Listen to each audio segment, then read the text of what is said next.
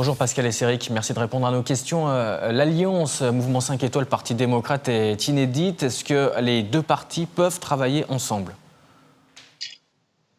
C'est toute la question. Est-ce qu'ils peuvent travailler ensemble jusqu'au mois de novembre déjà, puisque les élections de novembre en Émilie-Romagne et en Ombrie vont être décisives. Donc c'est tout de même l'alliance d'un parti démocrate affaibli d'un mouvement 5 étoiles qui était jusque-là en perte de vitesse. Ils vont bien évidemment tout faire pour rester ensemble, pour tenir le plus loin possible Matteo Salvini. Est-ce qu'ils pourront le faire ? C'est tout l'enjeu, parce que pour le faire, il va falloir des compromissions de part et d'autre.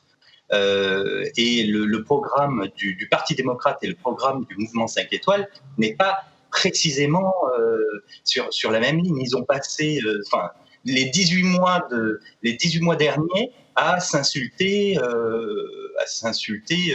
les uns les autres. Donc ça va être assez mais la politique italienne nous réserve effectivement ce genre de rebondissement assez régulièrement. Et quelles sont les priorités de cette nouvelle coalition ? Renouer les liens avec Bruxelles notamment ? Oui, il y a cet aspect-là des choses, mais il y a surtout essayer de... c'est vrai, encore une fois, je voudrais vraiment insister sur le fait de... la prochaine échéance, c'est dans 2 mois, c'est les élections de novembre. Et j'invite vos téléspectateurs à lire la stampa d'il y a 2 jours, avec l'interview de Massimo Cacciari, qui est un grand philosophe, qui a été maire de Venise pendant très longtemps, et qui trace en fait le portrait d'une alliance entre le Parti démocrate et le mouvement 5 étoiles comme étant très très fragile. Et je sais qu'il est de bon ton de rappeler que Matteo Salvini a perdu un coup de poker. Mais si aux élections régionales, dans 2 mois, il perd les 2 régions qui sont normalement dévolues à la gauche, toutes les cartes seront rebattues. C'est la raison pour laquelle le temps médiatique n'est pas le même que le temps politique. Je voudrais le rappeler encore une fois, parce que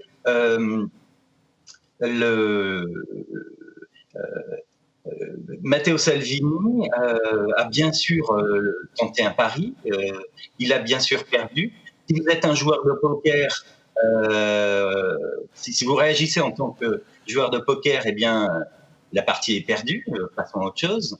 En revanche, si vous êtes un joueur d'échecs, la partie n'est pas finie et elle se poursuivra dans 2 mois. Un coup de poker raté du mois de novembre peut se transformer en coup de génie un coup de poker raté du mois d'août peut se transformer en coup de génie du mois de novembre. Justement, on parlait de Matteo Salvini, des élections. Matteo Salvini a parlé, lui, de querelles de palais. Selon lui, le mouvement 5 étoiles et le Parti démocrate voulaient absolument éviter les élections anticipées, car selon lui, ils auraient perdu les élections. Vous parlez des prochaines élections à venir. Justement, comment est-ce qu'il faut interpréter la thèse du leader de la Ligue ? Bien sûr, lui, tout le sens de sa stratégie a été de recourir le plus vite possible aux élections. Le sens de la stratégie de ses 2 opposants, le Parti démocrate et le mouvement 5 étoiles, c'est de retarder au maximum les élections. Malgré tout, il y aura pas d'élections générales. En revanche, la 3e fois je le dis, il y a les élections locales qui vont se dérouler enfin 2 élections locales et qui risquent de déstabiliser totalement le Parti démocrate. Donc, eh bien, Matteo Salvini va faire du Matteo Salvini, c'est-à-dire qu'il va remobiliser ses troupes, c'est-à-dire qu'il va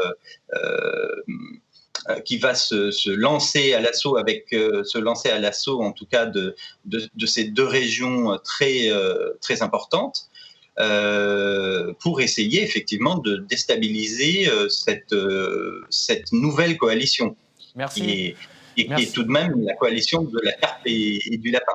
Merci Pascal Esseric d'avoir répondu à nos questions. Je rappelle que vous êtes directeur de la rédaction de la revue Éléments.